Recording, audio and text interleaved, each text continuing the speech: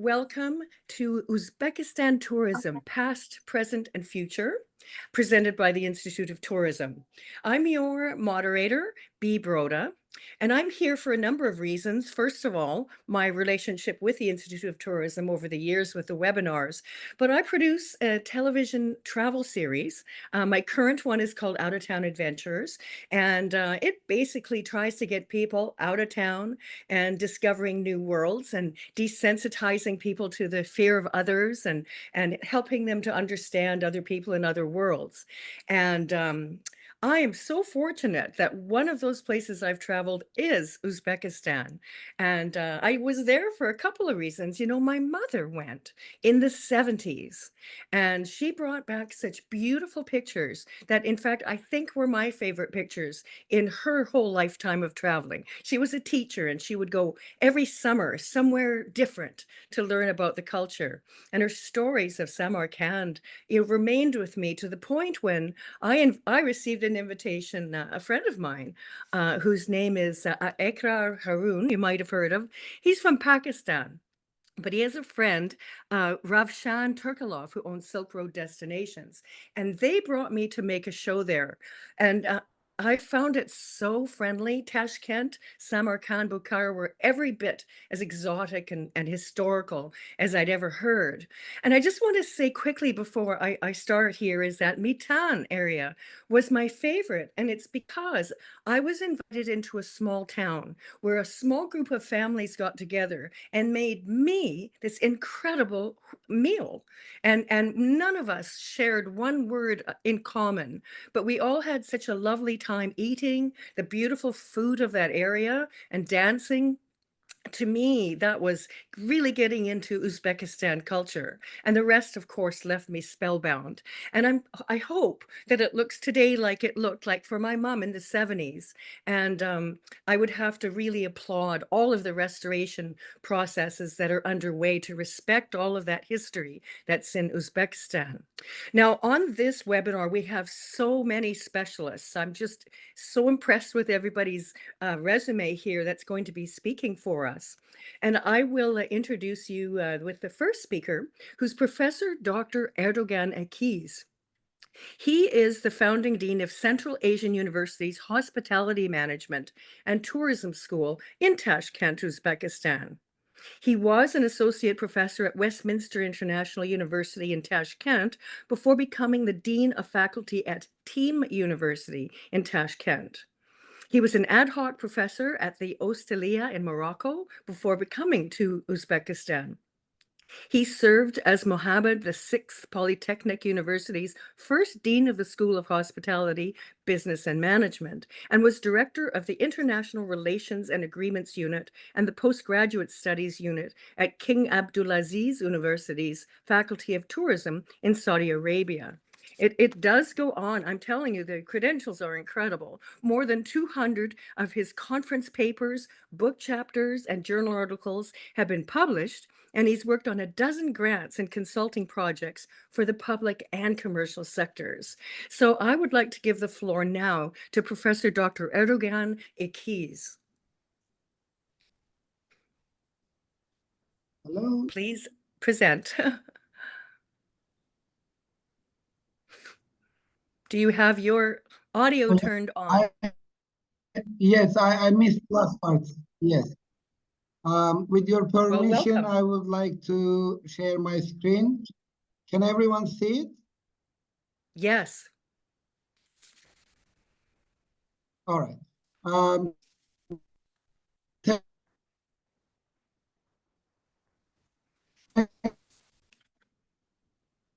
you very much for the lovely introduction. I will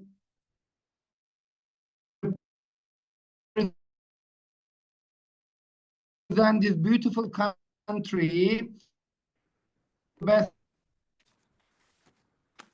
of my ability. Represent sense that with Uzbeks being, it's not my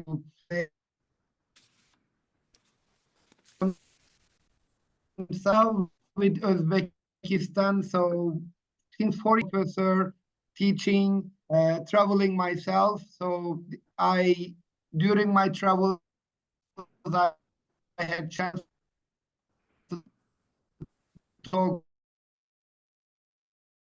with the industry Professor Erdogan, I'm sorry, members.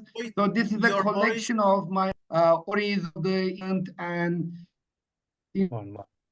your voice is breaking all the time. so What's after these your- connections, I very simple.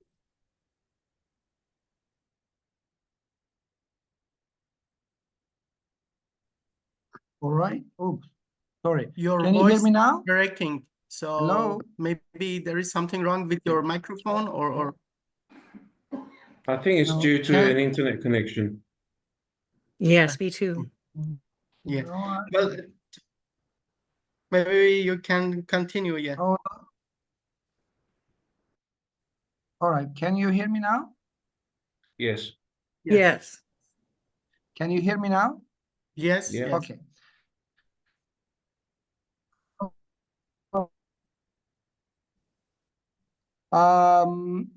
This is already out of the way. I will be talking about my observation and government leaders. Okay. Uzbekistan is an amazing country located in Central Asia, as we all know. But from tourism point of view, it is an unknown and exotic destination, blending so many fortunes, the culture, the food, people, and strategic location makes Uzbekistan as an ideal place for different types of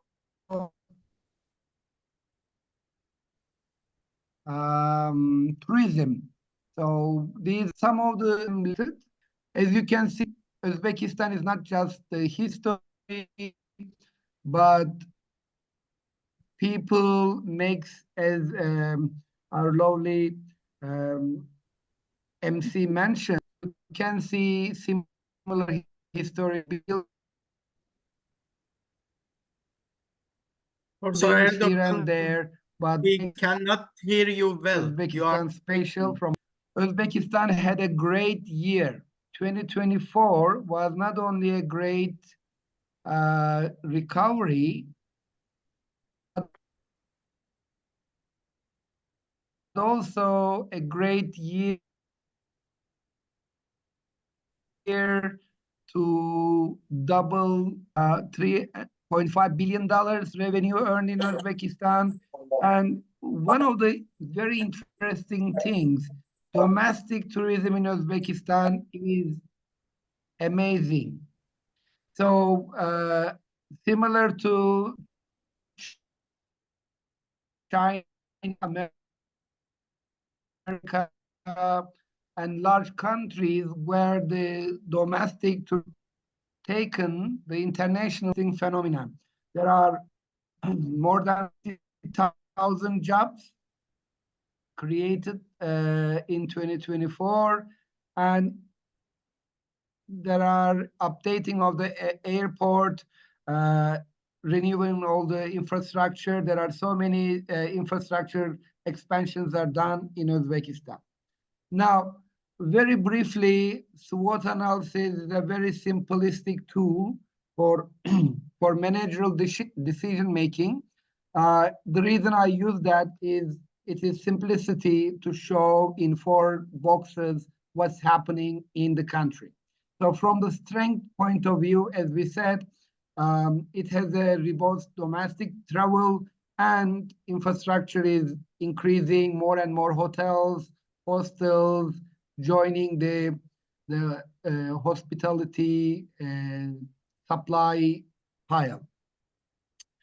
Recently, Uzbekistan is recognized by UN Tourism and several leading institutions. And more importantly, existing governmental support all the way from the president, which I will talk very briefly, the presidential decree in 2019, leading the way to to amazing developments in Uzbekistan. But of course, it is a vibrant culture, gastronomy. You are not seeing my waistline. I blame delicious Uzbek food for my ever expanding belly size. And leadership position is launched in the region. But having said that, because it's a newly growing tourism industry, we have to admit that there are some room to improve in the sense that opening so many hotels and hospitality establishments requires a more structured quality control. So this is something that some of the visitors are facing, sadly. The bigger investment is done to Tashkent, Samarkand, Bukhara, but there are so many amazing places that needs to be developed to bring up to the attention of the mass tourism tourist portfolio. Limited language proficiency because it was the heritage from the Russian times, but it is moving forward. Seasonality, being the landlocked country, it affects in the winter time. There are few winter resorts that can balance out the seasonality issues. Again, over-reliance on the neighboring countries, visiting Uzbekistan is kind of a weakness. And more and more, even though more and more academic programs are launching, like, it will be a little bit self-promoting, but our School of Hospitality, Management and Tourism, offering double degree program with Swiss partner, HDMI. These kind of partnerships are sadly not very common. So moving forward, I know I don't have enough, a lot of time. Opportunities. This year, especially 2025, growing interest from China. As you can see, there is a 80% increase in the Chinese tourism, tourist arrivals, 60% India and 50% Italy is very promising. Expansion of different kinds of tourism. Recently, my family went and attended an ecotourism tour, and they were very happy. So this is a great opportunity that will help the development of Uzbek tourism. Global visibility is increasing. BBC, CNN, and National Geographic are launching recently their programs about Uzbekistan, and government support to startups, foreign direct investment, and franchisee opportunities are there to grasp. Launch of the Uzbek mobile tourism. Very briefly, I will show you this app. It's an amazing system that will make visa even easier than it is now. Hosting international festivals. This year, there were some plans for the Asia Games. I think it's going to be the next one. There are amazing infrastructure, especially in front of our university. There are 5 Olympic quality facilities are launched. This is definitely going to play a great role. The next and final part is the threats. Becoming a young tourist destination always carries the risk of environmental issues like over-tourism and unregulated tourism. Sorry. Risk of future pandemics are always there. New variations are happening. Good. Growing competition from neighboring countries, particularly Kazakhstan and Kyrgyzstan, are to be careful about. Risk of visitor retention. Uzbekistan has rich resources. They need to be available, not just Tashkent in and out or Samarkand in and out. Other areas um, should be explored. So how the future of Uzbekistan looks, I'm wrapping up very briefly. As I mentioned, President's decree in 2019, later updated in 2023 after pandemics, put targets like almost 12 million. Last year it was 10.2 million. So this is an ambitious list of targets to reach. And State of Tourism Development Committee sees Uzbekistan as the best industry sector for the country. So this is an indication how it's so.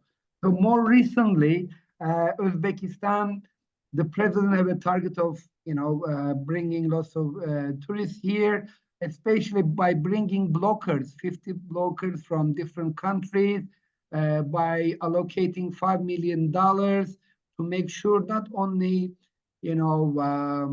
middle or elderly portfolio target age group, but also younger tourists are being targeted. Culinary arts festivals will be held in Tashkent, gastronomic festival, and ministry is launching some applications and streamlining the visa process. So what are the takeaways? Uzbekistan tourism is growing rapidly. 10 plus million tourists visited Uzbekistan. Government backing and new strategies like Vision 2025 fuel the growth, and unique tourism offerings like culture, heritage, ecotourism, health tourism. There are lots of sanitariums in Uzbekistan, for example, is there to grow. We just need to be careful with infrastructure and invest in the skilled labor force and sustainability, and planning, coordinating is very important. Call for action, the last slide. Policymakers focus on sustainability and infrastructure. Academics focus on research and training. Investors focus on your investment on different types of tourism. Professional, you are doing a great job already. Prioritize service quality innovation and linguistic skills of your employees. And to our global partners, invest in Uzbekistan. And with these last words, please, let's build a future-ready, resilient tourism industry for Uzbekistan. These are my references, and a shameless marketing at the end. This is a conference that we are organizing with Hong Kong Polytech in Tashkent,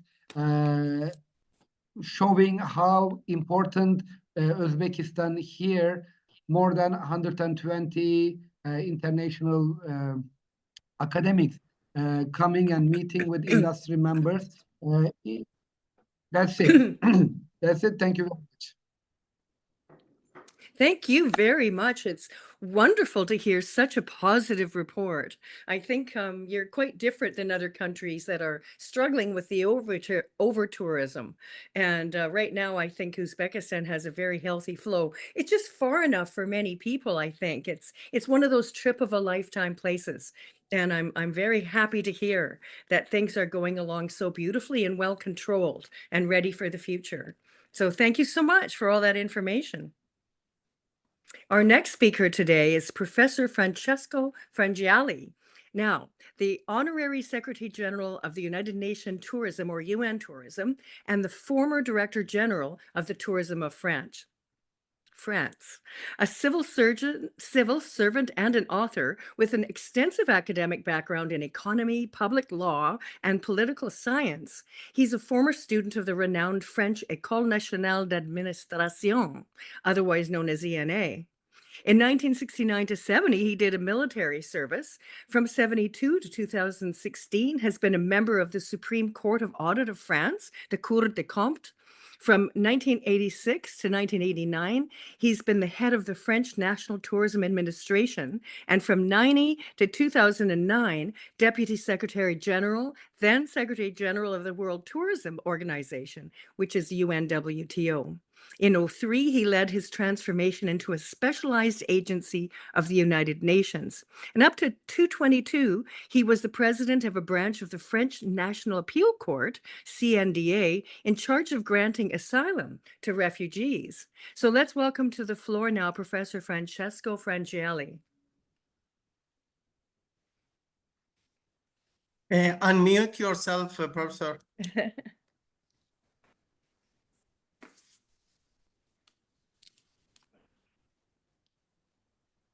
You are muted. Just a quick click of the button on the left. Professor Frangelli, you are muted. Can you Okay. hear me? Yes. Okay. I was congratulating our moderator for speaking some French. I am very happy to be in Uzbekistan one more time, and I thank Reza Sultani and the Tourism Institute for giving me this opportunity. My first visit to Uzbekistan took place in 1974.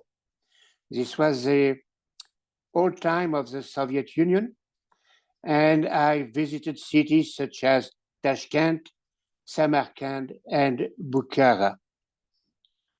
A few years later, after having joined the World Tourism Organization in 1990, I returned to Uzbekistan, and which has, in the meantime, become a sovereign state. I remember meeting your first president, President Islam Karimov. He was much more motivated in maintaining the old socialist system than opening up to modern tourism. At that time, there was a single hotel in Tashkent for foreigners, and the general manager of the hotel was nominated the first minister of tourism of your country. One of my last visits, when I was nominated, and I was very honored of that, an honorary citizen of the beautiful city of Khiva. I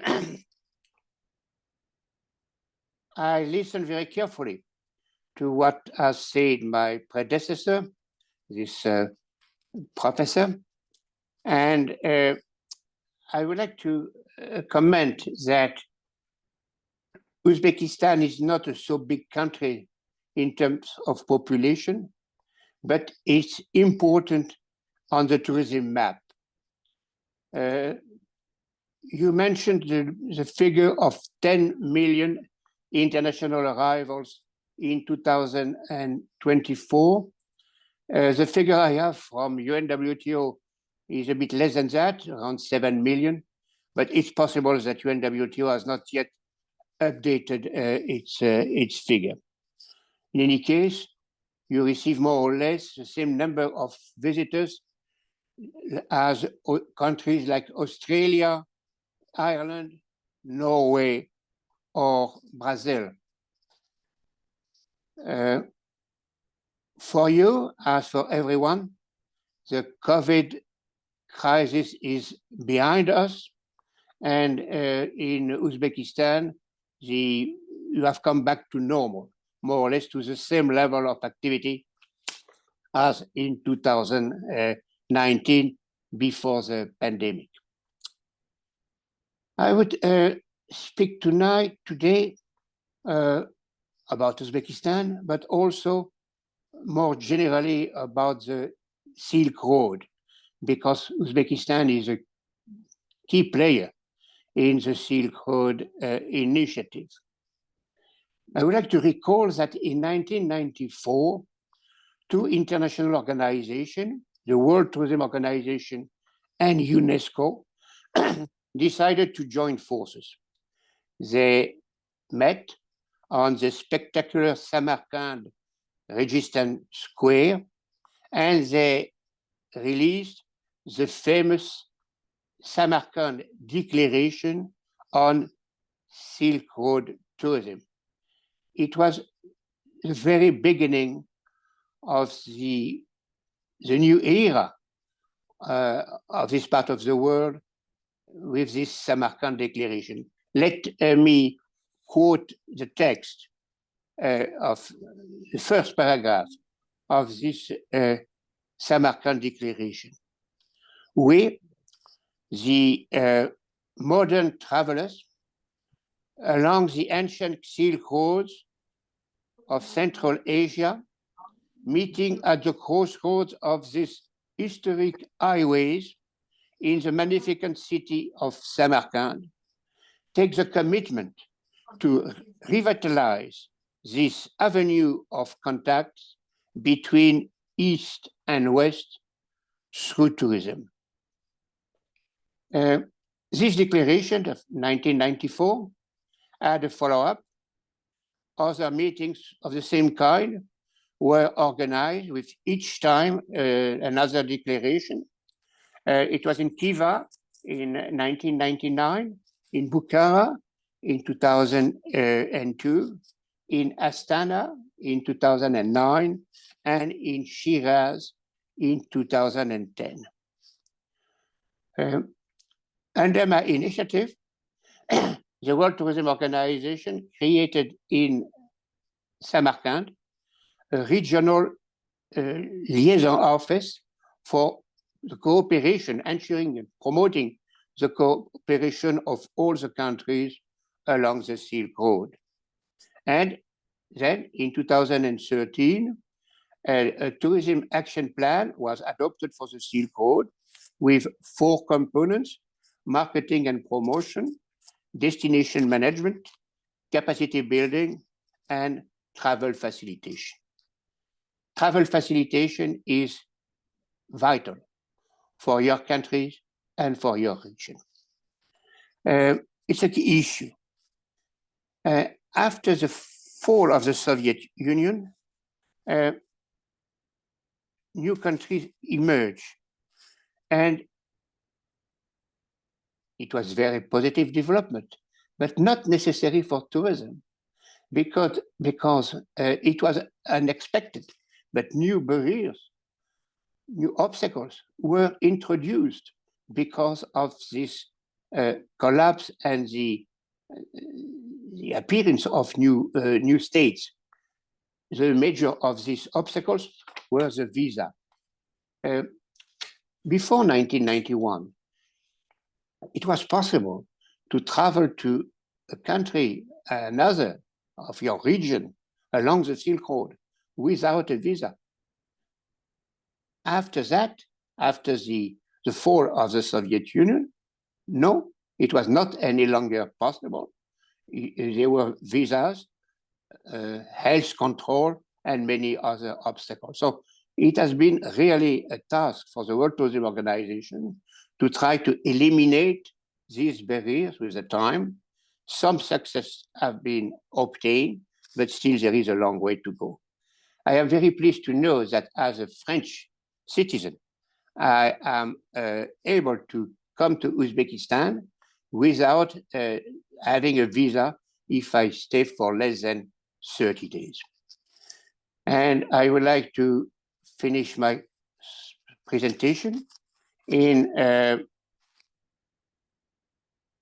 saying what is the situation now for UNWTO with the Silk Road. Now, the main actions are related to technical cooperation project along the Silk Roads in Turkey, Uzbekistan, Tajikistan, and in the Chinese province of Gansu. In 2023, the UNWTO held its 25th General Assembly in Samarkand. And on its side, the UNESCO has adopted a 2030 plan.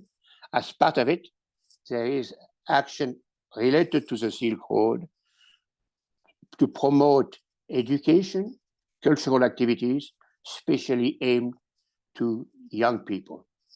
I thank you very much, and I hope that one day I have a chance to meet directly and physically all the participants of this meeting. Thank you so much. Merci beaucoup pour nos mots, monsieur. Excelente and good news. Before we go on further, I just want to say thank you so much to all of the listeners of Institute Through Tourism's social media platforms, such as Facebook and Instagram and YouTube. And we're delighted that you're here. And I know many more will be listening to this presentation in the coming weeks. Also, there's so much that goes into preparing these things and assembling all of the wonderful speakers. So thank you, Reza Sultani, for sure. And also to the university, the Silk Road International University and the Central Asian University for getting all this together. Dr. Akmajan Odilov and Dr. Mastura Sidikova, both from the Silk Road International University, and Dr. Bobur Sobirov of Tashkent State University of Economics in Samarkand. And I'm so sorry for the pronunciations. I'm definitely better in French. So thanks again, and we're happy you're tuning in. So our next speaker today is Professor Dr. Orhan Uladag. He's a Vice Dean of Research at Central Asian University in Tashkent, and he holds a Bachelor of Science and a Master of Science in Tourism and Hospitality Management, as well as a Doctor of Philosophy from the Faculty of Educational Sciences at Eastern Mediterranean University. His research interests encompass strength, burnout, engagement, performance, and conflict within the tourism and education sectors. He has co-authored numerous articles in top-tier tourism and hospitality journals, contributing significantly to the academic discourse on organizational behavior in these fields. His research on employment performance, job satisfaction, and the effects of conflict and motivation has garnered wide recognition. He's a frequent speaker at international conferences where he's delivered keynote addresses on sustainability and tourism and eco-innovation, which are all things that we've got to be so concerned about in tourism today. So let's welcome to the platform Dr. Professor Orhan Uladag. The floor is yours. Thank you very much. Good evening, ladies and gentlemen. I couldn't have done it by myself. And I would like to give my gratitude to Professor Erdoğan Ekiz for inviting me to this lovely country. I would like to start my presentation, if it's possible, and share from here, if it's okay. Is the presentation now available Yes. on your screen? Yes, Professor, it is. It is? It is not on mine. One sec. I can see it. I can see it. Okay. I know many of you are going to talk about the past and present sections of Uzbekistan in relation to the development of tourism and the status of tourism. I would like to start today by explaining the future of Uzbekistan in terms of technology integration in travel. And the topic that I would like to deliver today is smart journeys, how tech is driving greener travel. So I'm not going to go read everything, but we know that sustainable tourism seeks to minimize environmental harm while positively impacting the local economies. We know that tourism growth with over 1.5 billion international tourist arrivals is the stated figure in 2022. After the COVID-19 hit, that figure is close to 1.9, if I'm not mistaken. And we know that technology serves as a vital tool in enabling travelers to make informed choices through eco-friendly travel apps. So why am I talking about eco-friendly travel apps or eco-conscious travel today. Because Professor Erdoğan has talked about over-tourism, mass tourism. So when that day comes, it will be too late to take the tourism or the origin of the tourism, the idea of perfect tourism. It will be very difficult to take it back to its glory days. So how technology helps us is integrating its advanced algorithms to reduce our carbon emissions. We know that tourism is a double-edged sword. It has positive sides like economic growth, cultural exchange, and on the other side, it creates environmental issues like carbon emissions, resource depletion, and waste.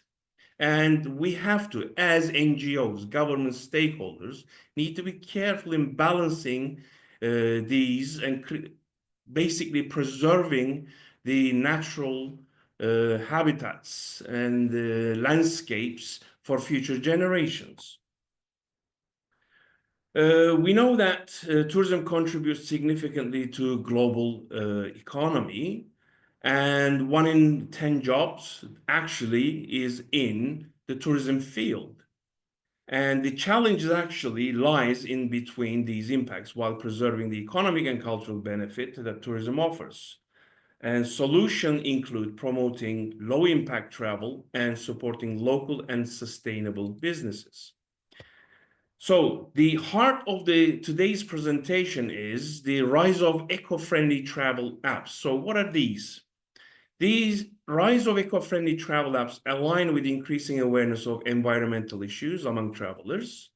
According to a survey in Booking.com in 2021, 83% of global travelers believe sustainable travel is vital, but 49% of them is challenging or find it challenging to make sustainable choices.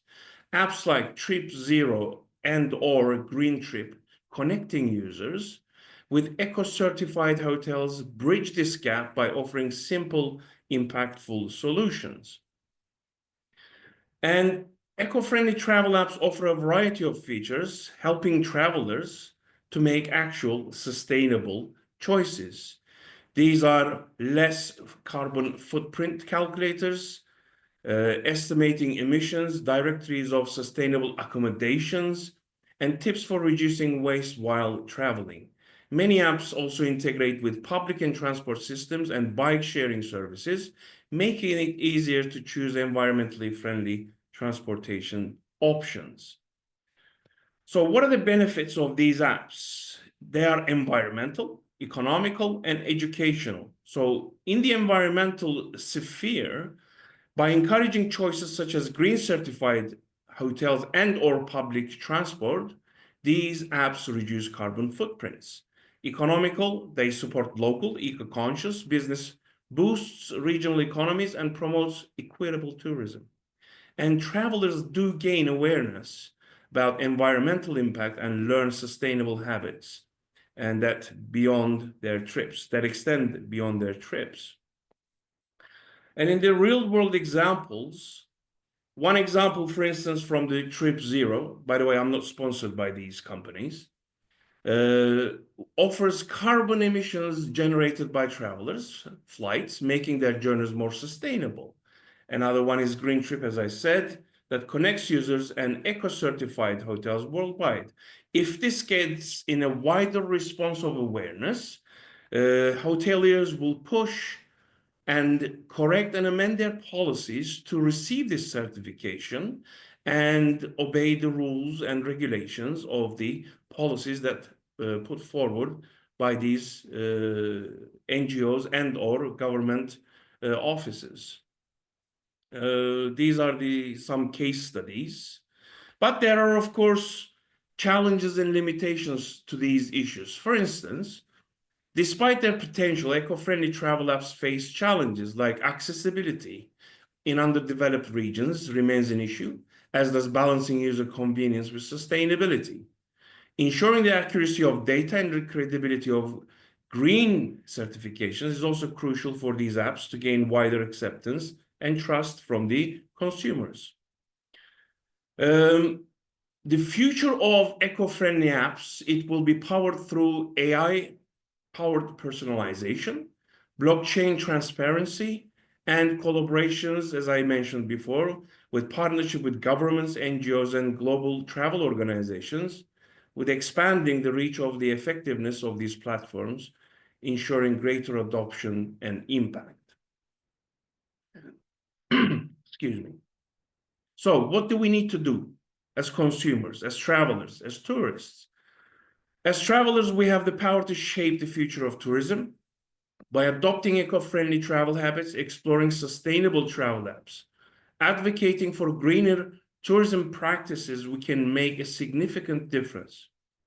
So we need to commit to traveling responsibly and inspiring others to do the same at the same time.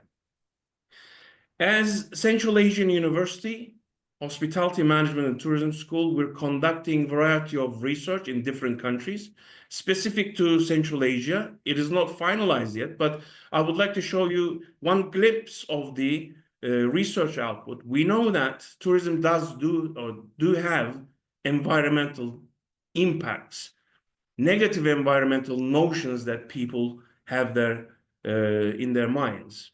By eliciting adoption in the middle, as you can see, ALO EFTA and ATFO EFTA, these are coded.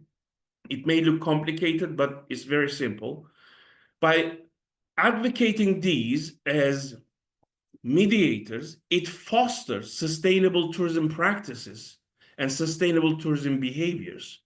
So in the coming or upcoming conferences and or congresses, we're going to advocate how people should adopt and change their attitudes towards eco-friendly travel applications and beyond. So before over-tourism occurs and before everything is damaged, we need to change our behavior to have sustainable tourism behaviors and notions.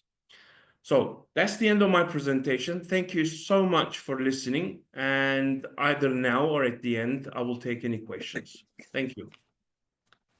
Thank you very much. I'm so glad that there is such a thorough investigation into these things, and that Uzbekistan is now not in danger of being over-touristed and can be restored as it has been so for so many decades.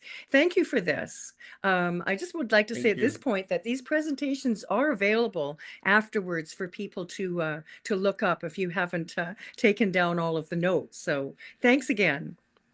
Our next speaker is Dr. Nilufar Ramahova. As Associate Professor at the Silk Road International University of Tourism and Cultural Heritage, he specializes in sustainable tourism management and the economics of tourism. She holds a PhD in tourism management from Westminster International University in Tashkent, with research focused on managing sustainable tourism in the Samarkand region. With over a decade of academic experience, Nilufar has taught a range of subjects, including economics of tourism, international economic relations, and economic theory in both Uzbek and English. She's published extensively on sustainable tourism, digitization in the tourism industry, and the socio-economic development of Uzbekistan. Nilufar has also been a participant in international programs such as the DAAD Scholarship in Germany and the Orhun Exchange in Azerbaijan. So let's now welcome to our platform Dr. Nilufar Ramahova. Welcome. Good day to everyone. First of all, thank you very much for invitation to be a speaker at such kind of global event. So I would like to share with my presentation, if possible.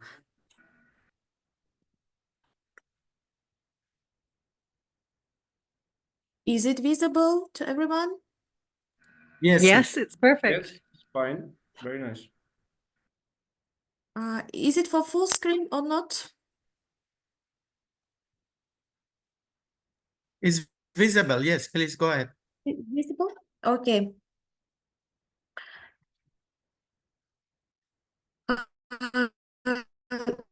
Today for my presentation, is it still visible or not? For my screen, it is not visible. It is visible. The Visible. lower, yes, The first page, yes? tourism potential of Uzbekistan. Yes, thank you. Thank you. So, my presentation is more general about Uzbekistan tourism industry. So, today, I would like to give some information about historical cities of Uzbekistan and about capital of Uzbekistan, and also what have been done by Uzbek government to develop tourism sector, and also about my homeland, about Samarkand, a Samarkand crossroad of cultures. Uzbekistan is rightfully proud of its traditional classic architecture, which reflects centuries of rich cultural heritage, intricate craftsmanship, and timeless beauty. This legacy is embodied in the majestic madrasa, towering minarets, and ancient cities of Samarkand, Bukhara, and Khiva. These architectural masterpieces not only served as the centers of learning and trade, but also symbolized the flourishing of Islamic art and science during the Timurid and the Silk Road eras. Uzbekistan is one of the countries located along the historic Great Silk Road, a legendary trade road that connected East and West for centuries. Tourists are drawn to Uzbekistan primarily to explore its remarkable historical monuments and vibrant cultural architecture.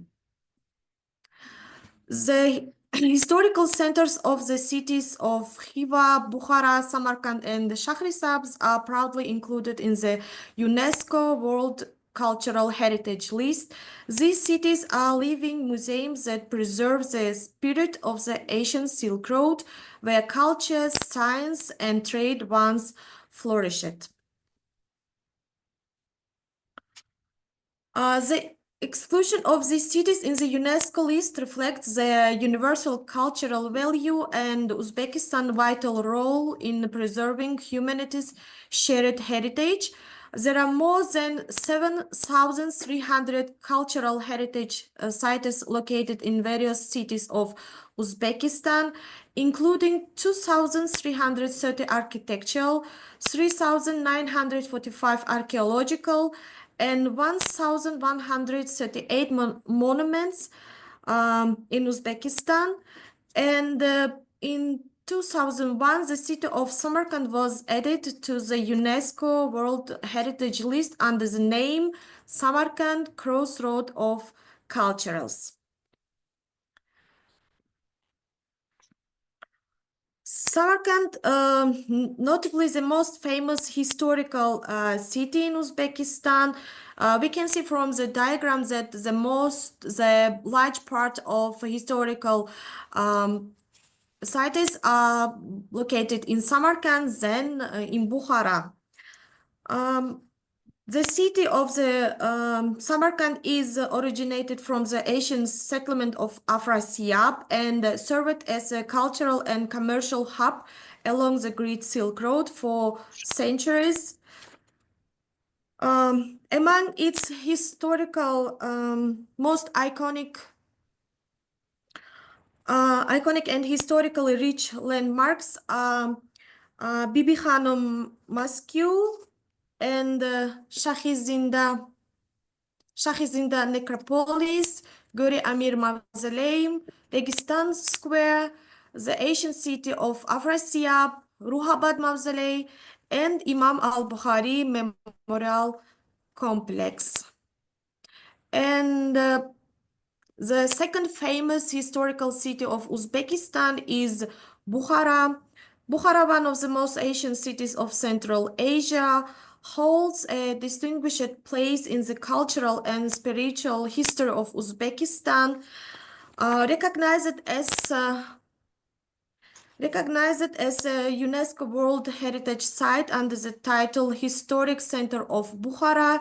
The city is home to over 140 architectural monuments.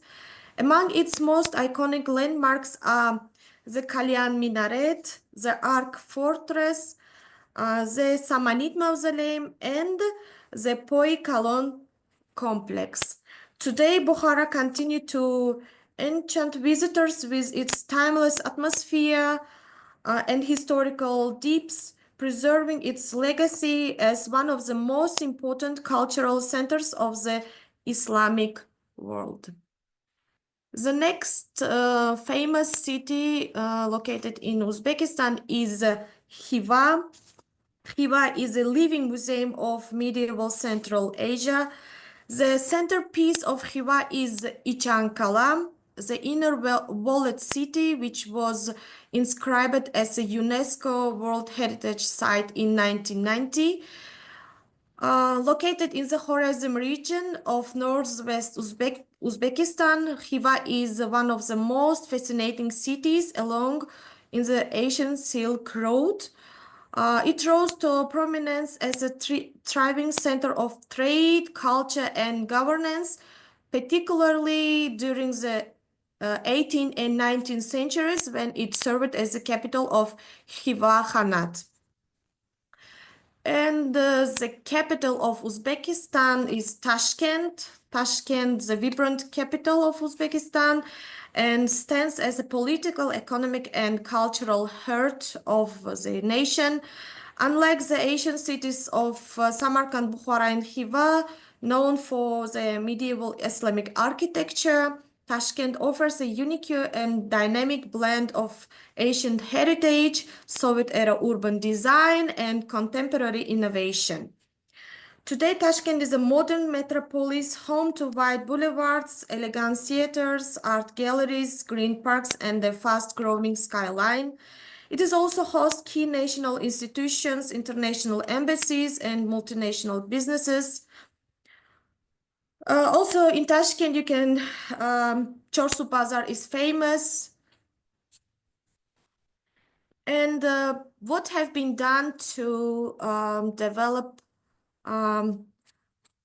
tourism industry in Uzbekistan? An effort to increase international tourist inflow in Uzbekistan has undertaken a range of practical initiatives, including the development of new tourism routes, strategic investment and sector-specific projects, and the organization of major events. The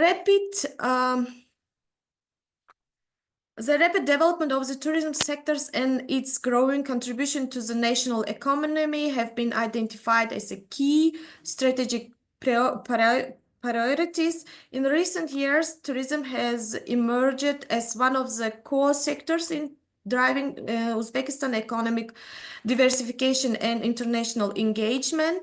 And the major factor contributing to the increase in inbound tourist flow has been the liberalization of visa policy and the relaxation of stay regulations. These reforms have significantly improved the country's accessibility and appeal to foreign visitors. In particular, Uzbekistan introduced visa-free entry for up to 30 days for citizens of 90 countries, which has played a vital role in boosting tourism arrivals and encouraging longer and more comfortable stays. So, some statistics about coming tourists in Uzbekistan. This diagram illustrates the annual number of international tourists visiting Uzbekistan during 2010 and 2023. We can see that from 2010 until 2018, Uzbekistan experienced consistent growth in tourism. And it reached a peak in 2019 with more than 8 million tourists from all around the world.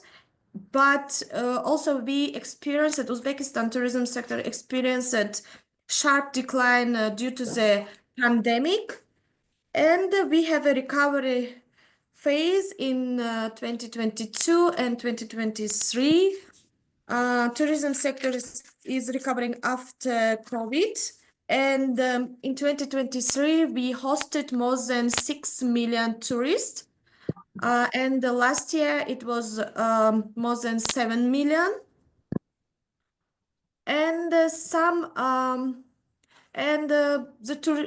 tourism Uzbekistan mostly tourists coming from Kazakhstan, Tajikistan, and Kyrgyzstan, as these countries is near to Uzbekistan. And I would like to give some information about international recognition of tourism of Uzbekistan.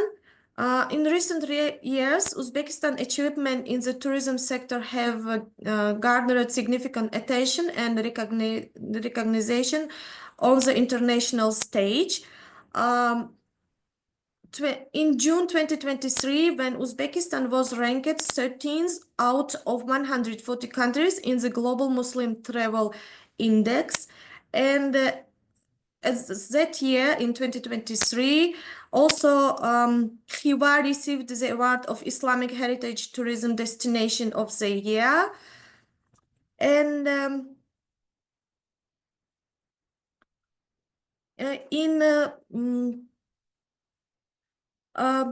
additionally, during the 25th session of the United Nations World Tourism Organization General Assembly held in Samarkand, the village of Sentop in Navai region was honored with the title of Best Tourism Village 2023.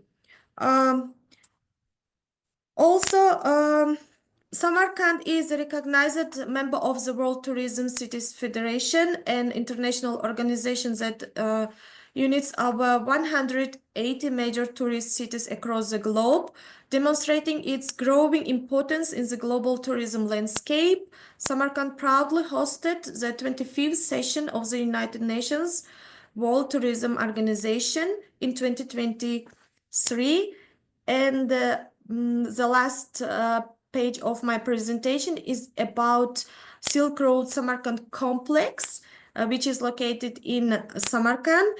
This tourist attraction, the International Tourism Center, Silk Road Samarkand, has already become one of the main tourist centers of national Samarkand and Uzbekistan. This center, with a total area of 7 hectares, can accommodate 1,000 people at the same time. This Dr. Nilüfer, would you multidisciplinary. please round up? We are running out of the time. Please. Okay. This complex can serve 2 million tourists a year. And this was my last page of my presentation. Thank you very much. If you have any questions, I'm ready to answer to your questions. Thank you so much, Dr. Ramahova. That was great. And I think that this diversion of economy is so important. Where's the money? That's an important question. And someone that I think can address some of that is our next speaker, who is Ms. Victoria Casanova. Now, she's the CEO and co-founder of Global Invest International Investment Platform in Dubai. She's the founder and head of Victory Group of companies specializing in investor protection, legal support of large and medium-sized businesses. She's a majority investor in 3 major projects, including outstanding global initiatives in the IT and energy sectors. And she was Businesswoman of the World, Investment Breakthrough of the Year in Dubai in 2023. So let's welcome Ms. Victoria Casanova to the platform.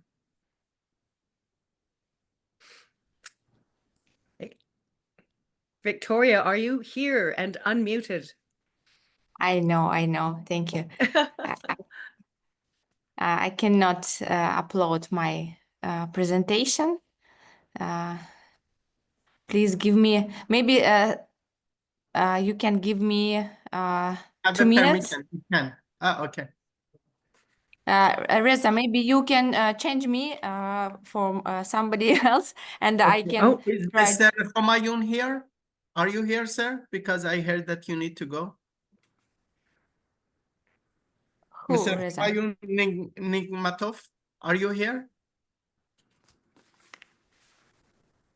No, he's not here. So, well, then next we can go maybe to Miss Hossein.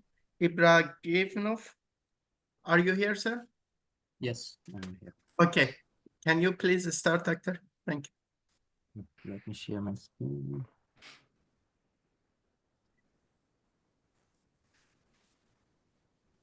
Can you see my screen? Yes. Yes. Just make it bigger. Okay. Yeah. Okay, let's go.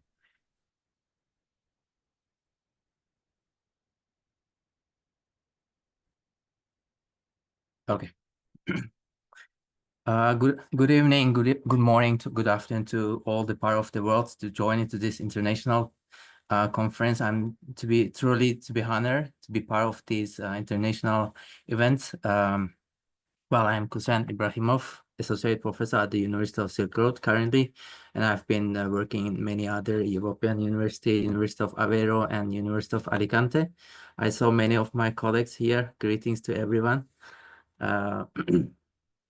So I'm going to cover the sustainable metrics and their influence on tourism. So I'm just focusing evidence from Uzbekistan in terms of climate change and quality of life. So I'm going to cover two topics. The number one is impact of climate change on tourist arrivals, specifically in Uzbekistan. And then the second one, I want to see if there is any relationship between human well-being and economic growth and tourism included. These two papers I've been working 2023 was accepted by Journal of Anatolia and Tourism Economics and has been published. I have been working with many other colleagues from University of Alicante and University of Aveiro. So the first study is more covered about the analysis, the impact of climate change on international tourists from 121 countries during 2000 and 2018, the last 19 years period. And the second study about is to explore the relationship between tourism development and economic growth and quality of life in Uzbekistan. So I just want to give some backgrounds, how it looks like, the shapes, the trends in Central Asia from 1995 to 2019. As you can see on the left side, Kazakhstan is leading in the Central Asia by the number of tourist arrivals. A majority of tourists traveling to Central Asia from neighboring countries, almost 94% of the travelers are considered to be from Central Asia. Only 5%, roughly 5% is from Europe, following by Americas and Africa. So in 2024, as you can see, based on the World Tourism Travel and Councils, their indicators into 2024, the share of tourism to the GDP in Uzbekistan is 10% and 12% as compared to 2019, and it generates 348 million jobs in Uzbekistan. So this shows that tourism is booming in that Uzbekistan as compared with 2019 post-COVID. Okay, let's move with the impact of climate change, how I did it. So we know that climate is very sensitive for the tourists traveling from origin, either its origin in destinations. So at the research gap of this study, we have found out that majority of the previous studies, they didn't input climate variables such as temperature and the rain, okay, precipitations as a constant, as an average. So we consider it as a time variance, which changed across the times. These are ones of the novelty that the previous studies haven't been considered this item. So we have this model, which is GMM, okay, dynamic panel to step generalized method of moments. It's an econometric model. We have included either temperature in the origin and temperature in the destinations. We have considered either if there's any pushings by the tourist generating countries, or if there's any relationship with the temperature which produce in Uzbekistan. So we consider both origin and destination temperature. Is there our final result we have considered? You can see in the green highlighted, temperature squared is a negative relationship, which is hypothesis statistically significant at 1% level, which is showing that if the origin countries has a pleasant weather, they would like to prefer to stay their home country rather than to travel to Uzbekistan. So this showing that if the tourist from origin country is traveling Uzbekistan, maybe if they have a pleasant weather in their home country, they would like to stay and travel their domestic travel rather than traveling in Uzbekistan. And those highlighted in red, you can see temperature without the squared. It shows that if 1% increase in the temperature during the pleasant months like March, April, May, the number of tourist arrivals from North and South Americas will be increased by 1.6%. And inverse, if the Uzbekistan has really high temperatures, extreme temperature, it's going to deter the number of tourist arrivals, because tourists either want really not too hot and not too cold weather, which should be very pleasant. So this study shows that tourism is a seasonal in Uzbekistan during the April, May, and June is the booming months, and the August, September is really hot, and it's going to decrease the number of tourist arrivals by 0.1% from destination. And this also shows whenever we have higher temperature in origin countries, the tourists from origin country, they prefer to stay their traveling home countries rather than to travel in Uzbekistan. Let me move quickly with the second study, which I want to analyze, explore the relationship between tourism development and quality of life. I would like to know if does tourism improve quality of life in Uzbekistan? I want to know this relationship. We have found out 3 different hypotheses. Number 1 is, does the tourism improve economic growth? And does the tourism improve quality of life? I want to know the directions of those relationships.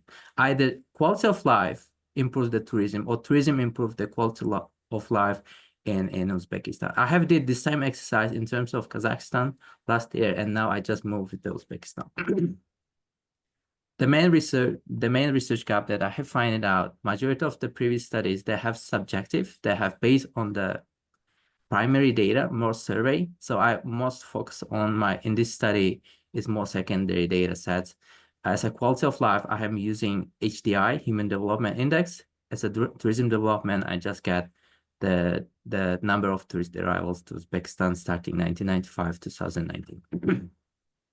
I've applied a lot of econometric estimations. I have identified the identity of the order of integrations using unit root test for integration analysis, followed by error correction model in order to see if there's a long run relationship. And the final one is granular causality test in order to determine directions of the causality between the variables. Let me move directly with the result due to short of time. I want to share the last, here. So what I have identified that tourism in Uzbekistan doesn't improve or doesn't have direct relationship with the human well-being. But there is no granular causality between the tourism development towards human well-being in Uzbekistan. So it means that quality of life doesn't drive tourism development in Uzbekistan. So this is the hypothesis we accept. But whenever we have the tourism doesn't improve quality of life in that country, but improving the quality of life brings more tourists in that country. So it is vice versa. This is what we have identified. The main reason the Uzbekistan economy, only 10% is coming from tourism, and the rest of the GDP is mostly related to the oil and agriculture and other industrial activities, economic activities. These are the main reasons why quality of life improves the tourism, but tourism doesn't improve the human well-being in Uzbekistan during a long-term relationship. Well, this is all short from my side. If there's any questions, just chat, and you can chat in the chat box. I will be really pleased to contest. And thank you so much for the opportunity given to me. Thank you. Thank you so much, Dr. Oregamov. Ibragimov. Sorry about that. I find these No, results very interesting. And, you know, it makes me want to have tourism positively impact the lifestyle of the country. So that would be an interesting study for me. What can we do to make the living, the lifestyle of the people in the places we're visiting better? How do we improve that? So perhaps you could put that on your list. I'd certainly be interested in the results. thank you, Nicole. Thank you very much for your studies. And we're going to go back to Victoria Casanova with her presentation. Victoria, are you back? Yes, Great. yeah. Thank you so much. Thank you for beautiful introduction. Let me start. And tonight, based on my 20 years of investment experience, I would like to speak not only about tourism, but about the mechanism that turn potential into reality. And specifically how investment platforms can act as a catalyst for sustainable and scalable growth in the tourism sector, and why Uzbekistan represents one of the most overlooked investment frontiers in this space. And in today's fragment and risk-sensitive investment world, capital is no longer that hardest thing to find. What's hard is trust, structure, transparency, a way to engage in emerging markets without walking into the unknown. This is where investment platforms like, for example, our platform, Global Invest, play a critical role. We don't just fund projects, we design pathways. We structure investments, entry points, screen risk, provide governance, and accompany capital from first conversation to successful exit. We bridge the gap between ideas and execution. And let's talk about why Uzbekistan is different and why now. In 2025, the country is set to welcome over 50 million tourists. Tourism revenue reached $3.5 billion in 2024, supported by bold government incentives, tax holidays, infrastructure programs, open skies policies. But here's what many overlook. Uzbekistan is still underbuilt, still unsaturated, and that makes all the difference. It means entry costs are low, competition is limited, and the opportunity to shape the future, not just participate in it, is still open. That is the kind of environment investors wait years for in other markets.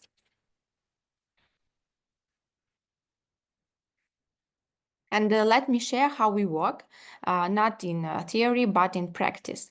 At Global Invest, we are currently supporting projects in Uzbekistan, such as boutique hotels in historical quarters, cultural preservation and regeneration zones, gastro-tourism corridors, and etc. And what's more, we are launching structured investment vehicles, professionally verified, jurisdiction compliant, and aligned with the international standards that allow global capital to enter this market confidently, transparently, and with full lifecycle support. That's the difference a platform makes. If we talk about platforms, investment platforms. And across the world, we are seeing a profound change. Tourists and capital are shifting their gaze toward the East, not just for cost efficiency, but for authenticity, meaning depth. The new luxury is cultural relevance. And few countries can offer what Uzbekistan does: living heritage, strategic geography, cultural richness without artificiality. It is not catching up, it is creating something new. And so here's my message to every investor listening tonight. If you are looking for meaning-driven, high-growth, professionally structured investment opportunities, Uzbekistan should be on your radar. Not in 5 years, but if it's obvious, that's why you should it now. Because by the time everyone else sees the opportunity, you will already be earning their return. We at Global Invest platform would be honored to accompany you at the journey, and my contacts are on the screen, and I'll be glad to connect after the session. Thank you so much. Thank you so much, Victoria. That was really fascinating. I love those points, and I'm going to look at your presentation again later too.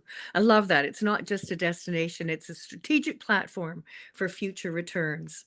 Yes. I'm just going to ask if by any chance Kumoyon Nigmatov is still here, because I understand that he needed to run, and if he's still here, we'll have him speak. I have a feeling he's not, or he would have answered. All right. So our next speaker is going to be Ms. Muslima Amiredinova. She's a lecturer in the tourism department, specializing in gastronomy tourism. And from what I remember about Uzbekistan, that is a very critical component of tourism. She holds a degree in tourism and hospitality management, which she pursued in South Korea. Currently, she's actively engaged in academia, sharing her expertise in tourism with a particular focus on gastronomic tourism. So with that, let's hear from Ms. Muslima Amiredinova. Welcome. Hello, everyone. Nice to meet you one more time. So I'm the lecturer at Silk Road International University, and I am Muslima Amiredinova. So today I would like to talk about the gastronomy tourism in Uzbekistan. So it is visible for everyone. Yes. Let me Yes. inform. Yes, we Thank can you. see.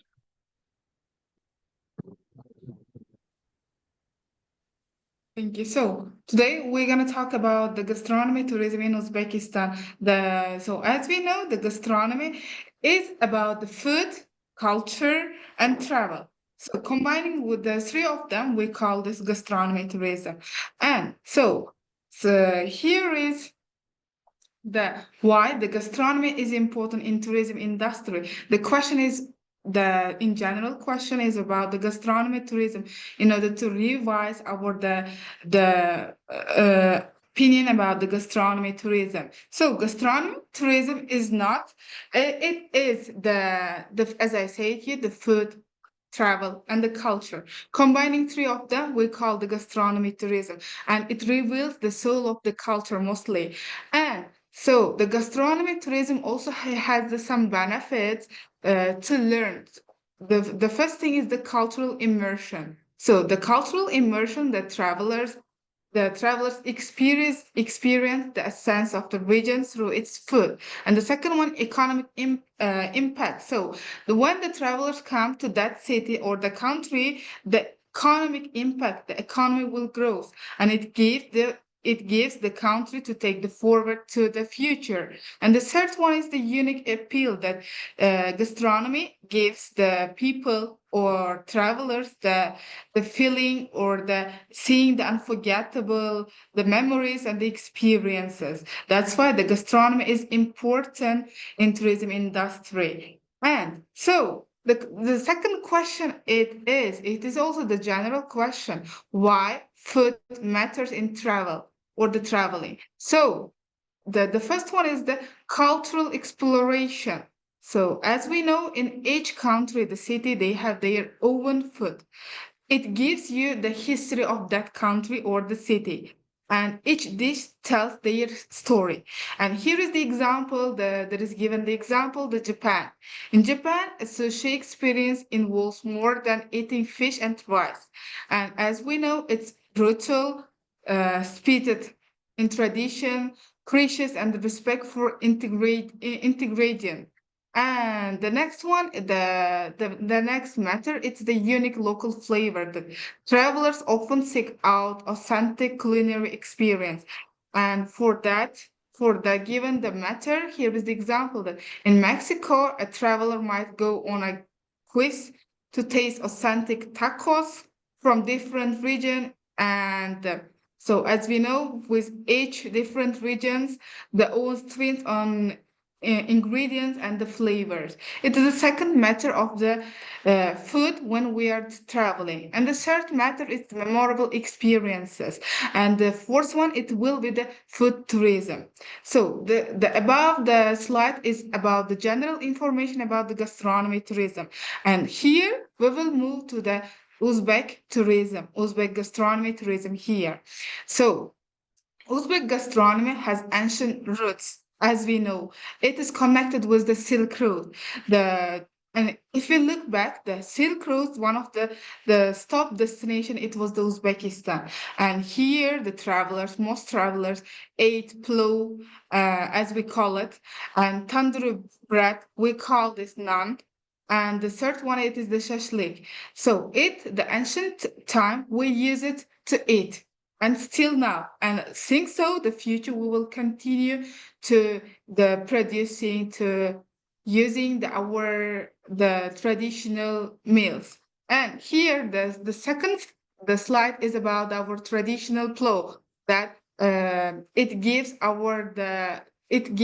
provides the information about our culture, that the rice, meat, carrot, they are combining, they are mixing. It means that we are open to everyone, and with this the meal we will give everyone to visit, to try to taste the Uzbek traditional plow. And also here I would like to mention that we have the festivals according to the plow festivals in Tashkent. Mostly we will have the springtime, and it's a great experience to visit, to taste the plow in Uzbekistan. And as you know, the Uzbekistan, we will have 12 districts, and for these 12 districts, we have different plows. For example, Samarkand plow is different, Tashkent is different, Fargana is different. Their taste, the preparation, the orders are different. If you visit on that time, especially in springtime, you have the accessibility to try the traditional meal of the plow. And then the gastronomy. So besides the gastronomy, the food, the gastronomy also related to the thematic food routes, like dried food or fruits even. They are combined with each other. And here, if you visit to Uzbekistan, you will see the bazaars. In Samarkand, if you visit, we will have the Siyah Bazaar to try the dried fruits, even the fresh fruits. And so, as I mentioned, that we have the opportunities for everyone, local and international travelers, to participate the festivals. And here is the one festival which we had the last year, the Plow Festival in Tashkent. That on that time, travelers experienced how the cooking the orders and then eating the plow in different types. They had the experience it on that time. And I would like to stop here according to the statistics that in Samarkand, we have different types of the restaurants that according to gastronomy. And for this, if you look 2029, before the COVID-19, the restaurants rate, it was 528. And if you look the 2023, so it is double increased. So here it means that we had the impact to open the more restaurants in Uzbekistan, the impact of the travelers, more travelers, more restaurants, it means. So here you may see, according to the statistics, in Samarkand, we have the twice growth according to the restaurant business. So, and here is the significance of the gastronomy tourism in Uzbekistan. It is the most thing, it is cultural exchange. So when people visit to Uzbekistan to try to taste the Uzbek traditional meal, they will have the cultural exchange, the process, and they will try and they will experience the countries, the Uzbekistan's, the culture. And the second one, as I mentioned it is the economic impacts, the supporting that when the travelers come, the local economy will be growed by supporting the restaurant, like markets and food producers. And the third one is the sustainability that promotes sustainable food system by encouraging local sourcing and reducing food miles. And the opportunities, as the same here, that opportunities of the gastronomy tourism in here, that everyone can open their business, and and we are, as I said here, for everyone to start their business. And we have different cuisines in Uzbekistan, and you may have the accessibility to try the different countries, the cuisines, the foods, even here. And marketing potential also, as we know that social media is one of the top marketing, the options tool that everyone can see. And from this marketing potential, that gastronomic tourism can be central theme for promoting all destinations. And the third one, it is the sustainable practices, emphasizing organic farming and the traditional cooking methods. So they are the opportunities of the gastronomy tourism in Uzbekistan. And for the future, the presentation is about the past and the present. And here I would like to highlight the future option, that innovations and sustainability and globalization can be improved in the future, that some creations of the routes and maps can be included in the future. Like here is the example, plow routes. As I said here, in all that we have 12 districts, and 12 districts has their different tastes, different meals, and we will have the future, the plow routes across the Tashkent, Samarkand, Bukhara, and Khorazm. And the second, the creation of the gastronomic maps, it will be sweet heritage tour. That the gastronomy tourism, as we know in Uzbek, it's not related to the meal. It is also related to the sweets.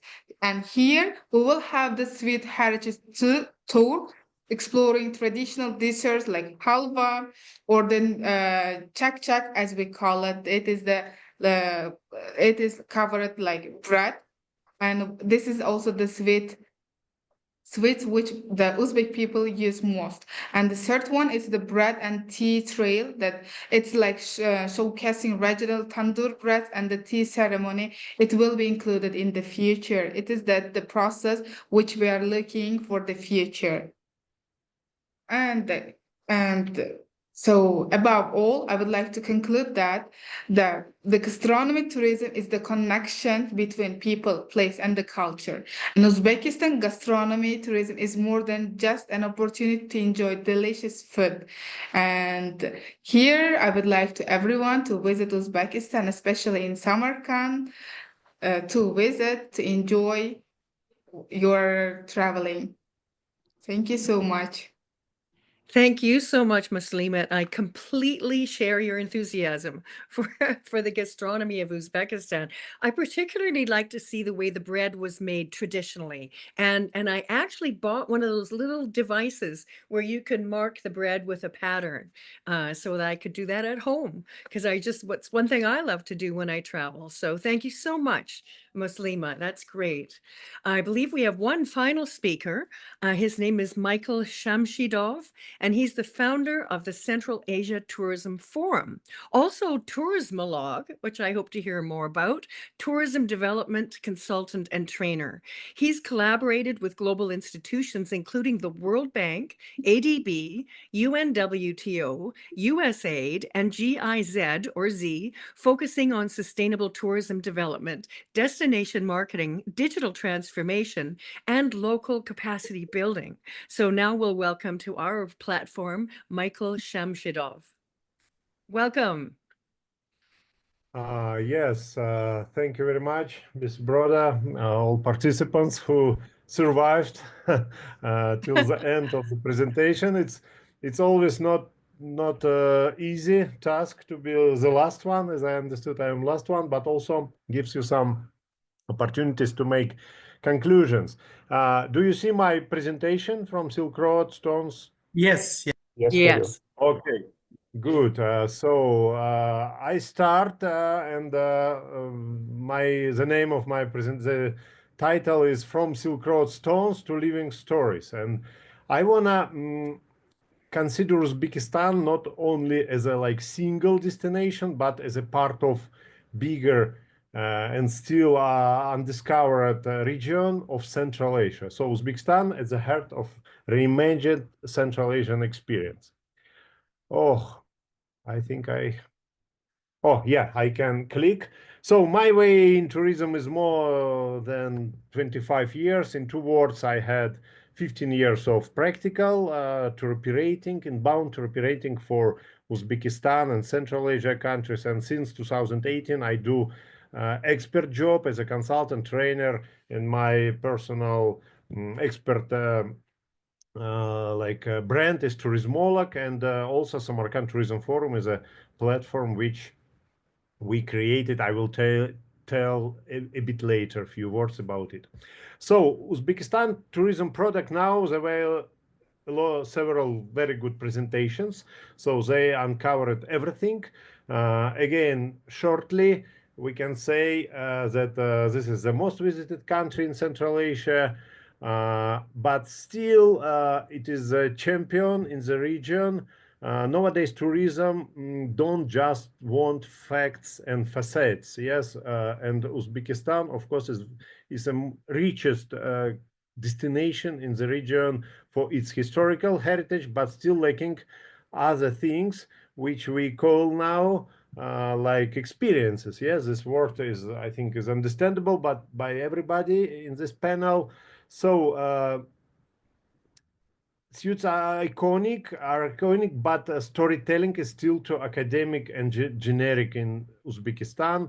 And of course, it's concerning all countries of Central Asia. Yes, there is a big room to develop our storytelling, our content around the context which we have at every country. And today's traveler seeks southful experiences. Yes, so people are looking for not only information and historical insights, but also to participate personally in gastronomic, in agricultural, in rural, in social, and all other aspects of life.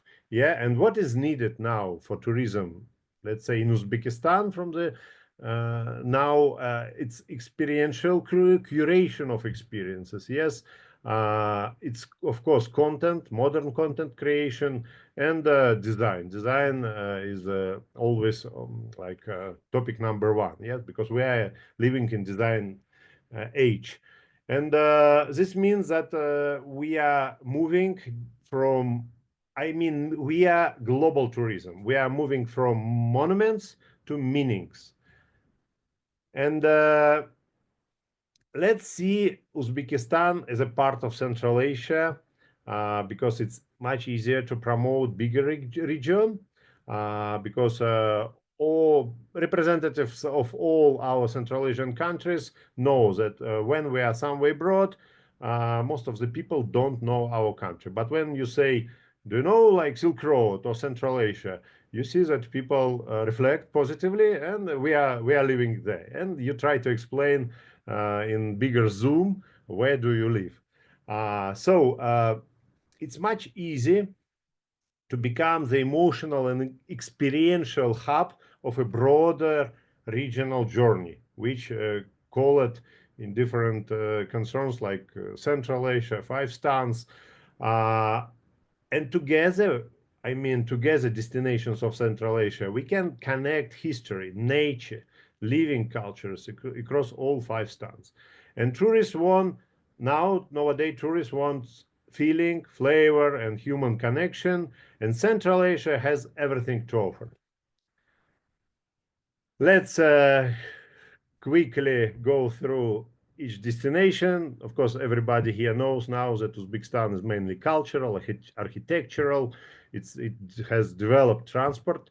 Even it is a hub for transportation, raising infrastructure.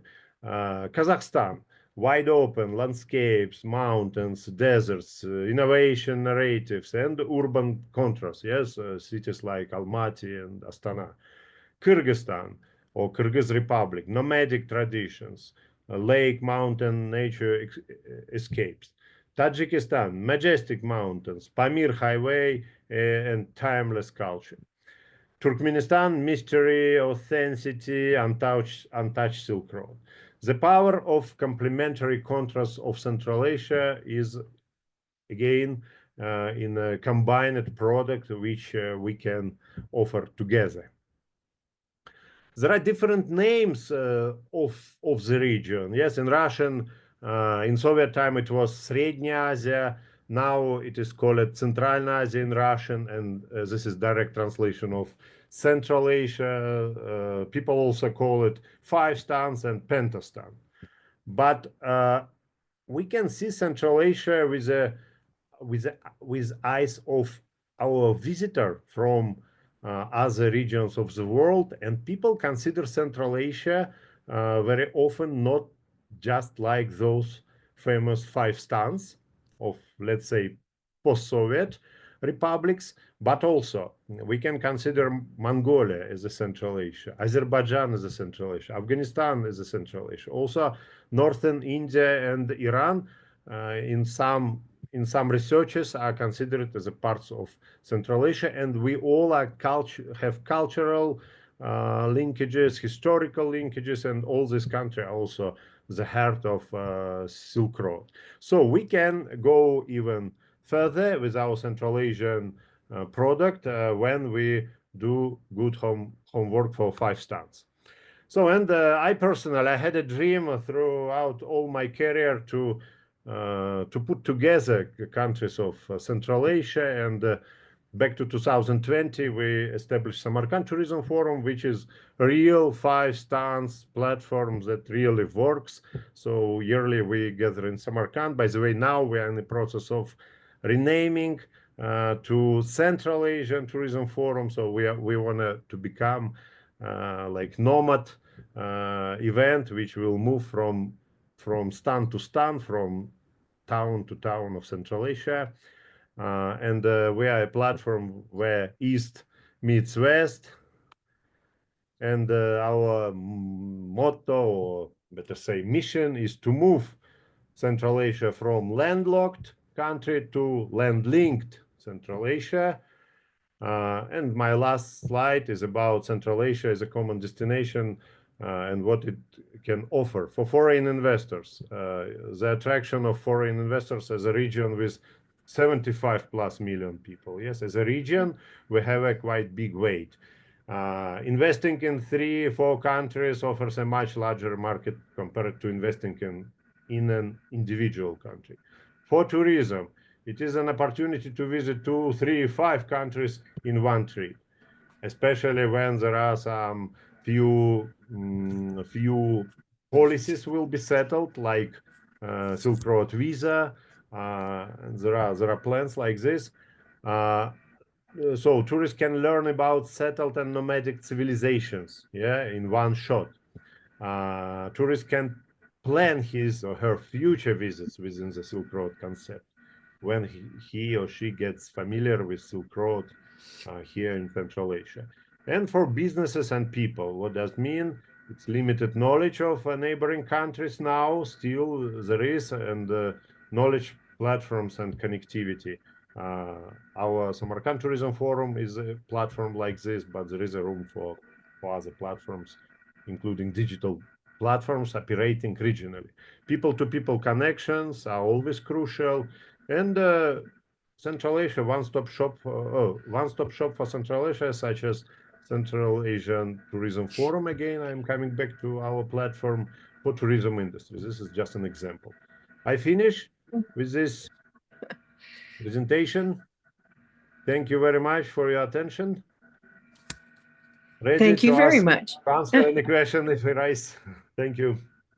Mr. Shamshidov, thank you so much. And it's such a great idea. I know a comparison is, I know that the islands of Seychelles, Mauritius, let's see now, Maldives, they all decided to come together and form the vanilla islands of the Indian Ocean so that more people could think of going to all of them. And this is a terrific idea to do, like even the 5 stands all at once. It just only makes economic sense. So thank you very much for your presentation.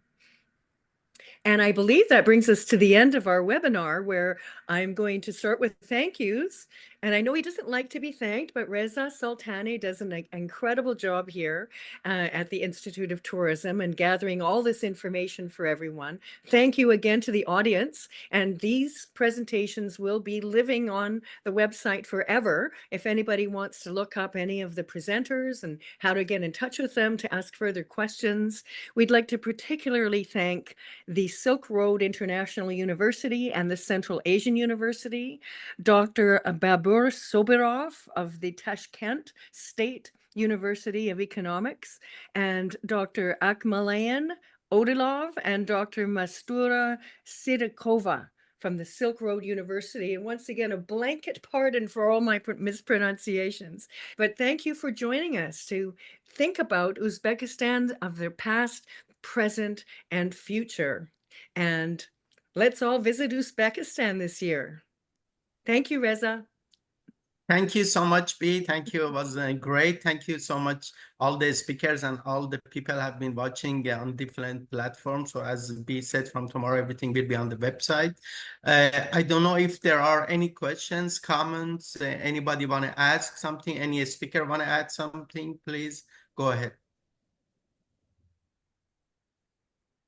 Well, not a question, but I would like to echo the thanks. Getting this many people in one platform, many platforms on the one topic was a great job. Doctor, thank you very much for your effort. And as my colleague Michael mentioned, I think Uzbekistan is standing tall, but among the other stands, collaboration will make it even more successful. And thank you very much for everyone. Thank you so much, Professor. Thank you. Anybody want to ask questions or any remark, please? Well, first of all, thank you so much for inviting for this webinar. My name is Armik Ahmedov. I'm currently a professor in South Korea. It is actually 2 a.m. in the morning, but thanks to interesting presentations, I couldn't fall asleep. And so everything was inspiring. I would like to ask a question to Dr. Orhan Uludak, if it's possible. Yes, of course, please do. Okay. So thank you so much for interesting presentation. You mentioned about the important role of green platforms, which promote sustainability in ecotourism destinations. So my question is, don't you think there might be a risk of greenwashing and over-tourism, which this eco-friendly platforms might... Yeah, thank you for the question. Yes. That's why towards the end of the presentation, I have mentioned about the partnership with government officials, NGOs, and relevant parties. So introducing, it's not beyond the SDGs and their criteria for top indicators, but relevant authorities, it could be quasi-government or quasi-government or any other partnership, needs control of these certifications in line to avoid the greenwashing effects. Over-tourism is something else. I agree with that. But the reason why I started with that sentence is, yes, mass tourism is partially okay in order to get the numbers in. But when we look at it in the world scenario, one of the best countries that does this at optimum level is France, because their products are diverse. Spain, Italy currently are suffering from over-tourism at the moment, and they're issuing restrictions on tourist arrivals. Although my presentation is not directly related to mass tourism or directly related to over-tourism, so we need to think about ways and alternative school of thought that we should enable consumers, tourists, travelers to minimize our individual effects or impacts on Earth. And these travel apps do actually find some balance in that respect. Yes, aren't there any greenwashing effects in the world scenarios in countries? Of course, there are plenty of evidences, but this does not mean that we should give up and direct all our efforts to mass tourism and, you know, do not think about the ecological damages or ecological negative impacts. So yeah, I do believe, yes, it does impact, but we must be pertinent on those issues and keep it balanced. Thank you so much for such I a hope that detailed answers answer. your Really question. impressed. Okay. Oh, if nobody minds, can I ask another question, or like Yeah, am I being yes. like, am I irritating? Is it okay? Yeah. So Yeah. thank you so much, also, Dr. Hussein Ibrahimov, for an interesting presentation. If you do not mind, I would like to ask a question. Yeah, go ahead. All Thank right. you. Thank you so much. Okay, so like I was really inspired by one of your studies where you used econometric models, and you found the effect how the climate or temperature affects the choice of the destination, right? So if you take a look at like from theoretical perspective, it's very meaningful. But how can industry professionals or managers use the findings of your study for maybe like, you know, for marketing the destination or for running hotel operations?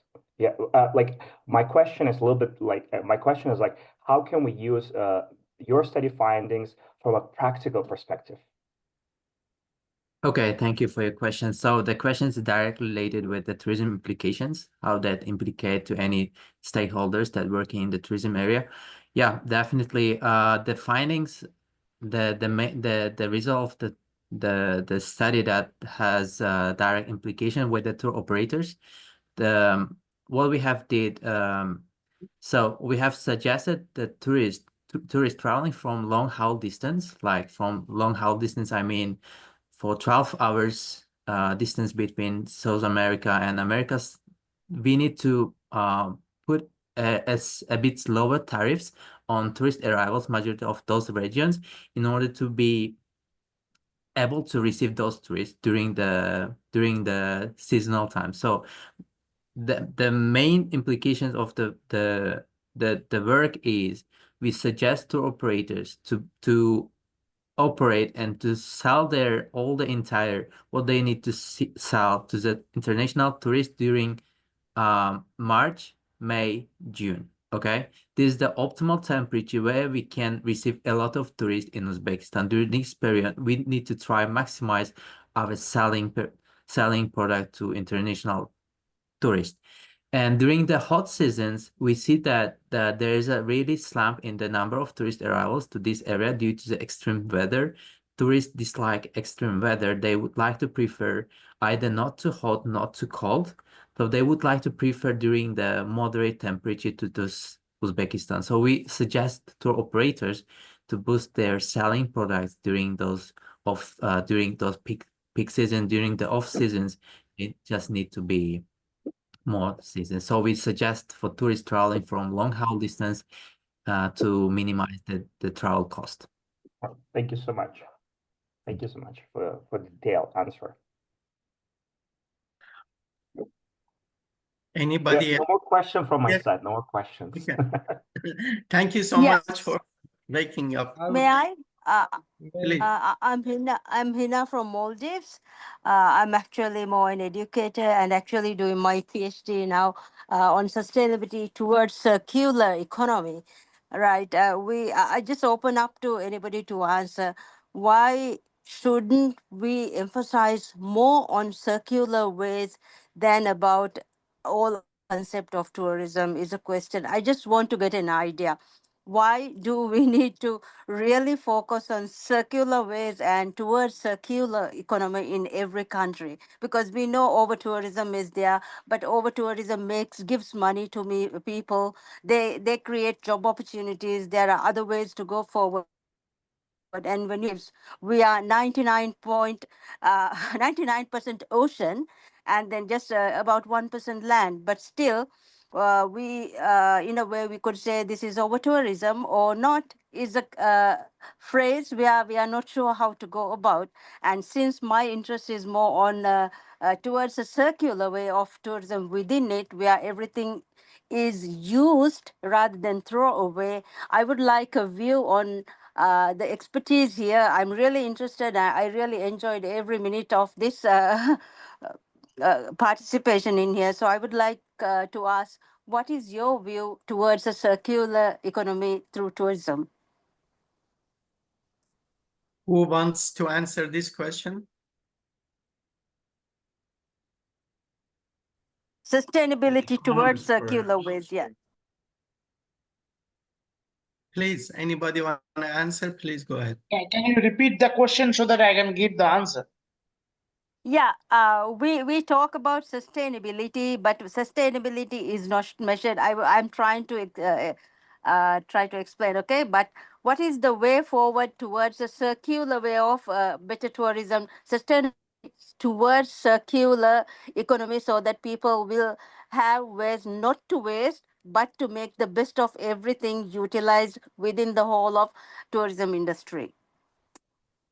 So your question is to how to sustain a particular destination or the No, entire towards the issues. circular ways, not wasting anything, and put a circular way.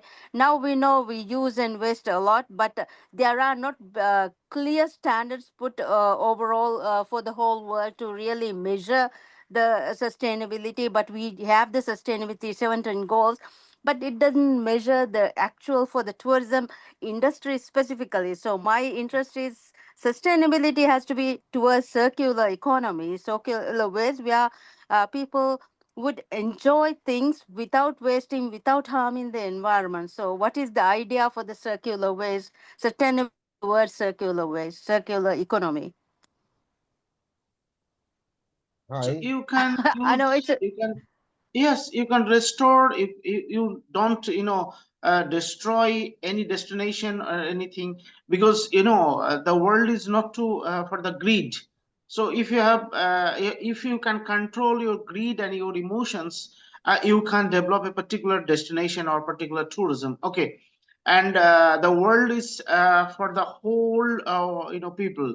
So irrespective of caste, creed, religion, or like any ethnic background, so people have to love the destination. And T2T, I just try to develop tourist to Tuscan. So we have to develop each and every destination as per the requirement of the host and the guest. So if you maintain the relationship between host and guest, you can develop a particular destination. Okay, then you have to follow certain rules, certain models, that how the local authority, is there any problem, or is there any disturbance in between guest and host, or the policy of the government, how government is adopting policies pro tourism or against tourism.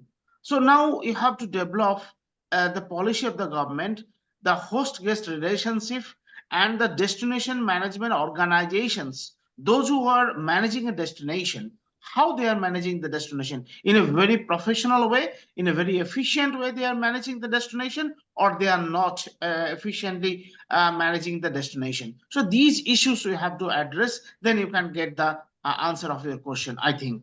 Madam Hina Khalid, if you have any question, you can ask. Can I add something more from here? Yes, please. Thank you. So I am Bobur Sobirov. I am PhD on economics from Tashkent State University of Economics, Samarkand branch. So I am not just professor, I am also managing hotel industry in Samarkand. Now the topic is Uzbekistan. I would like to give some cases, practical cases from tourism industry in Uzbekistan. Before in Uzbekistan, electricity cost, let's say, cost of communal services were different. But now, due to policy of government, we are reducing and trying to be sustainable. My hotel, for example, previously we paid communal services around $2,000, but now it's going to be more than $4,000. Due to these expenses, we are trying to be nowadays sustainable. We are trying to use solar energy. We are trying to save our electricity. We are trying to be, as Professor mentioned above, to provide more information to our guests in order to be eco-friendly. So this is a policy by administratives of Uzbekistan introducing to different business suppliers of tourism in order to make something sustainable. So this is not just theory.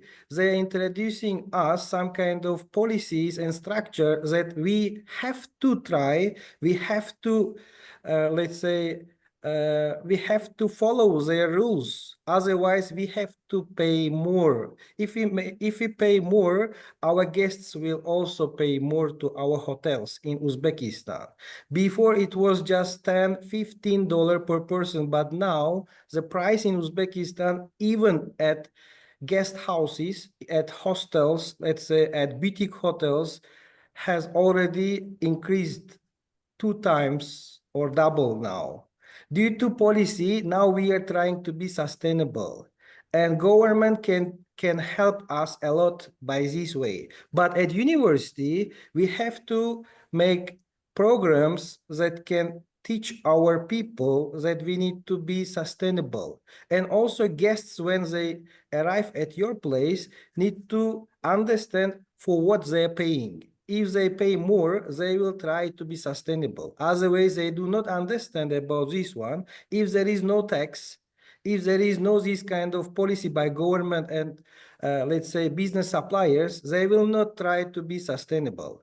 If you put this kind of policy at destination or DMC provides this kind of information to travelers, guests, and local people, or even at business suppliers, then we can reach some kind of results. I think in Uzbekistan, practically, we are doing this kind of activity, but I think from, let's say, scientific point of view, this is not enough. We need to try more in order to make some kind of a policy in Uzbekistan, in Central Asia, because I have visited already Kazakhstan, Tajikistan, and Kyrgyzstan. In these 4 Eastern countries, still there are some cases that they need to improve.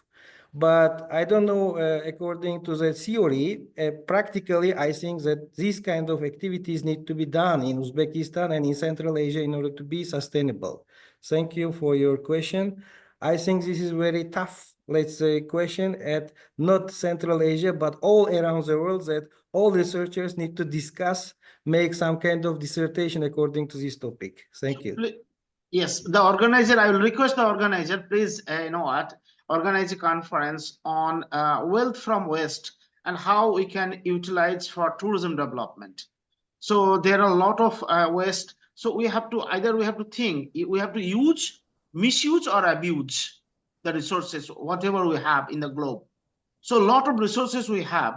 So that resources we have to use or misuse or abuse. So if you use, you will get a good result. If you misuse or abuse, you will get a worst result. So thank you very much. Yeah, partly, I think you have, sorry to, all right to continue? Yeah, the misuse or abuse is a part where I actually that has come. The abuse means if people, if the guests, if the consumers come and abuse the service or things, there should be a fine to them. That was something I really wanted to get out of it, and I think I have got at least part of it to. And I know that people have some major understanding of it. So thank you for this, and I'm glad I joined. Thank you so much. Anything else? Any comments, questions? Thank you, Prof. I Reza, would like that to you add one organized this sentence conference. to Mr. Mir Abdul. We don't have a lot of resources. We have scarcity of resources. and we need to use those resources efficiently at optimum level. Thank you. Yes. Well, thank you so much, everybody. It was great to see all of you here. And I see also many people from United Nations Development Program is still here. Also the Dubai Tourism Authority. Thank you so much. Many colleagues here still. Thank you so much. I think it's quite late for many people. Thank you so much and God bless you. And hope to see you all in Thank you. great Thank you very much. Please take Uzbekistan. care. Thank you very Thank much. you very Bye. much. Thank you so much. God bless people of the Uzbek.